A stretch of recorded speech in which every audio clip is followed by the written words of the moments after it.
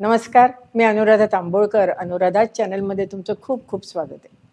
दिवाळी म्हटलं की सगळ्यांना सगळीकडे उत्साहाचं वातावरण असतं, हो की नाही? मग वसुबारस असो, नरक चतुर्दशी असो, लक्ष्मीपूजन असो, सगळीकडे उत्साही वातावरण असतं. आणि सगळेजण वसुबारसेला किंवा धनत्रयोदशीला छान घरामध्ये पूजा करत असतात. याबाबत सगळे व्हिडिओज आपण आपल्या अनुराधा चॅनलवर अपलोड केले. पण तरीसुद्धा आज मी थोडक्यामध्ये त्याची तुम्हाला माहिती सांगणार आहे की वसुबारस आपण का करतो. दिवाळी म्हटली की आपल्याला वाटतं की लक्ष्मीपूजन, धनत्रयोदशी, नरक चतुर्दशी, भाऊबीज आणि पाडवा हे 4-5 दिवस मुख्य आहेत दिवाळीचे. परंतु दिवाळी सुरू होते ही वसुबारसेपासून. वसुबारस म्हणजे आपण ह्या दिवशी गायीची आणि त्याबरोबर तिच्या पाडसाची पूजा करतो. आपण गायीची पूजा का करतो? कारण समुद्र मंथन ज्या वेळेला केलं की नाही त्यावेळेला 5 कामधेनू त्या समुद्र मंथनातून बाहेर आल्या होत्या. त्यातल्या नंदा नावाची जी कामधेनू होती तिच्या प्रित्यर्थ आपण हे वसुबारसेची पूजा करत असतो. या दिवशी दिवसभर बायका, मी आता पूर्वीचं सांगते, मी दिवसभर बायका उपास करायच्या आणि संध्याकाळी गायीची आणि त्याबरोबर पाडसाची पूजा करायची. या दिवशी मूग वगैरे खात नाहीत बरं का. आणि शिवाय गायीचे सगळे पदार्थ म्हणजे दूध, तूप, दही, लोणी हे सुद्धा काही खात नाही. आणि असा छानसा उपास करून संध्याकाळी पूजा झाल्यावर तो उपास सोडतात. काही जण दुसऱ्या दिवशी सुद्धा तो उपास सोडतात. अशा तऱ्हेने वसुबारसेची पूजा केली जाते, म्हणजेच गायीची पूजा केली जाते. कारण गायीबद्दल कृतज्ञता व्यक्त करण्याकरता हा दिवस. याच्याबद्दल पण आपण एक व्हिडिओ केला, तो आपण डिस्क्रिप्शन बॉक्समध्ये दिलेला आहे. वसुबारसेच्या दिवसापासूनच दारापुढे रांगोळी, आकाशकंदील, पणत्या हे लावायला सुरुवात होते. आणि मुख्य म्हणजे दिवाळी या दिवसापासून सुरू होते. छान रांगोळ्याही काढल्या जातात. असं हे वसुबारस साजरं केलं जातं. वसुबारस म्हणजे गोवत्स द्वादशी आणि अश्विन महिन्यातला 13वा दिवस म्हणजेच धनत्रयोदशी. हा जो सण आहे की नाही, हा आपण विशेषतः धन्वंतरीच्या पूजेकरता केला जातो. तुम्हाला माहिती आहे, ज्या वेळेला सागर मंथन झालं की नाही, त्या सागर मंथनातूनच धन्वंतरी अमृत कलश घेऊन बाहेर आले. त्यामुळे धनत्रयोदशी किंवा धनतेरस असंही म्हणतात बरं का. हे धन्वंतरीची जयंती म्हणून साजरी केली जाते. या दिवशी धन्वंतरीच्या मूर्तीची सुद्धा पूजा केली जाते. त्याचा एक व्हिडिओ आपण केलेला आहे आणि ह्या सगळ्या देवतांचा सुद्धा आपण एक व्हिडिओ केला, तोही तुम्ही नक्की बघा. यावेळेला धन्वंतरीची पूजा केली जाते. त्याचप्रमाणे दारी रांगोळ्या काढल्या जातात, आकाशकंदील लावला जातो. अनेक मिठाईंचं नैवेद्य सुद्धा धन्वंतरीला दाखवले जातात. विशेषतः डॉक्टर किंवा वैद्य मंडळी जे असतात की नाही, ते याची पूजा अगदी धूमधडाक्यात करत असतात. शिवाय व्यापारी मंडळी असतात, हे नवीन वह्या याची सुद्धा पूजा या दिवशी करत असतात. फटाके वाजवले जातात आणि खूप छान अशी त्यांच्याकडे पूजा केली जाते. परंतु घरोघरी सुद्धा धन्वंतरीची पूजा करताना लक्ष्मी आणि कुबेर याची सुद्धा पूजा केली जाते. त्यालाही पंचामृत, वेगवेगळ्या मिठाया याचा नैवेद्य दाखवला जातो. आपल्या कुटुंबाला भरपूर चांगलं आरोग्य मिळो आणि धनसंपत्ती घरात येऊ म्हणून धनत्रयोदशी साजरी केली जाते. आता आपण माहिती घेणार आहोत नरक चतुर्दशीबद्दल. आता नरक चतुर्दशी म्हणजे काय? ह्या दिवशी नरकासूर राक्षसाचा वध केला होता, म्हणून नरक चतुर्दशी आपण साजरी करतो. म्हणून तुम्हाला माहिती का, जे मंडळी सकाळी सूर्य उगवायच्या आत आंघोळी करतील त्यांना नरकापासून मुक्तता मिळते, अशी एक भावना अगदी पूर्वीपासून चालत आली. त्यामुळे आमच्या लहानपणी अगदी पहाटे म्हणजे 3:30-4 वाजल्यापासून आंघोळीला सुरुवात व्हायची. तेव्हा काही आत्तासारखे गिझर वगैरे नव्हते बरं का.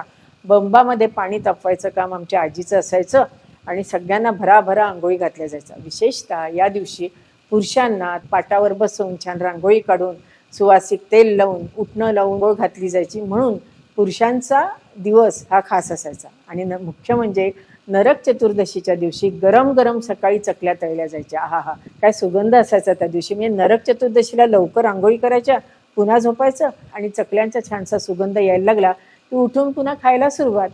या दिवशी स्त्रिया लवकर पहाटे उठल्यानंतर सडा संमार्जन करून मस्तपैकी रांगोळी दारापुढे काढतात आणि आकाशकंदील तर लावलेलाच असतो पहाटे 3:30 वाजल्यापासून. अशी ही नरक चतुर्दशी साजरी केली जाते.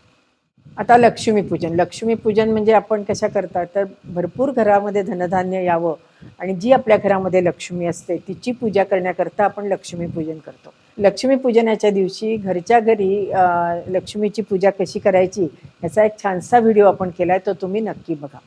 आता लक्ष्मीपूजन करताना आपल्याला काय काय करावं लागतं, तर काही नाही, आपल्याला गणपती, लक्ष्मीची मूर्ती आणि कुबेराची मूर्ती या तिन्ही मूर्ती आपल्याला लागतात. कुबेराची मूर्ती नसेल तर कुबेराचं यंत्र असेल ते घेतलं तरी चालू शकतं.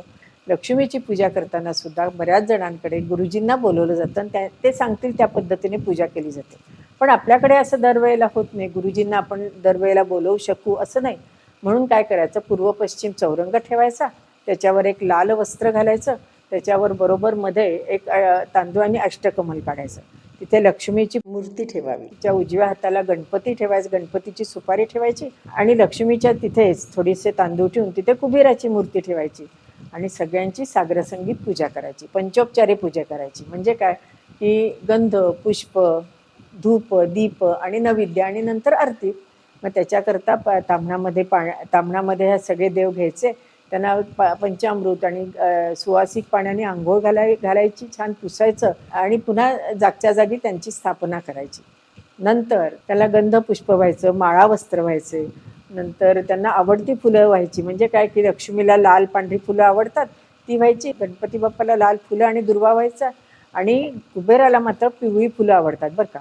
त्यामुळे जर शक्य असतील तर पिवळी फुलं म्हणजे झेंडू शेवंती आहेच आहे ते व्हायचे. त्यांना पंचामृताचा नैवेद्य दाखवला जायचा, आमच्याकडे अनारशाचा नैवेद्य दाखवला जातो. तसं प्रत्येक घरामध्ये वेगवेगळे नैवेद्य लक्ष्मीपूजनाच्या दिवशी केले जातात आणि ते नैवेद्य दाखवले जातात. त्याप्रमाणे ही लक्ष्मीला आणि सगळ्यांना नैवेद्य दाखवायचा आणि नंतर गणपतीची आरती, मग नंतर दुर्गट भारी ही आरती करायची आणि छान पूजा करायची.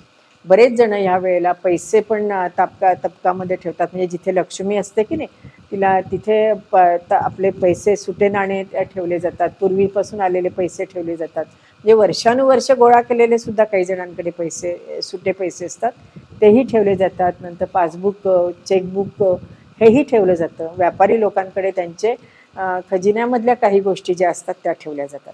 तसंच सांगायचं राहिलं की पेढ्यांचा नैवेद्य तर दाखवायचा, पण साळीच्या लाह्या आणि बत्तासे याचा नैवेद्यसुद्धा लक्ष्मीला जरूर दाखवावा, कुबेरालाही दाखवावा आणि गणपतीला मात्र गुळ खोबऱ्याचं आपण नैवेद्य दाखवू शकतो. अशा तऱ्हेने लक्ष्मीपूजनाच्या दिवशी सुद्धा छान साग्रसंगीत पूजा करावी. नंतर भाऊबीज आणि पाडवा हे जे 2 सण आहेत, या दिवशी आपण पाडव्याच्या दिवशी मोठ्या माणसांना आपण ओवाळतो आणि भाऊबीजेच्या दिवशी भावाला आपण ओवाळतो.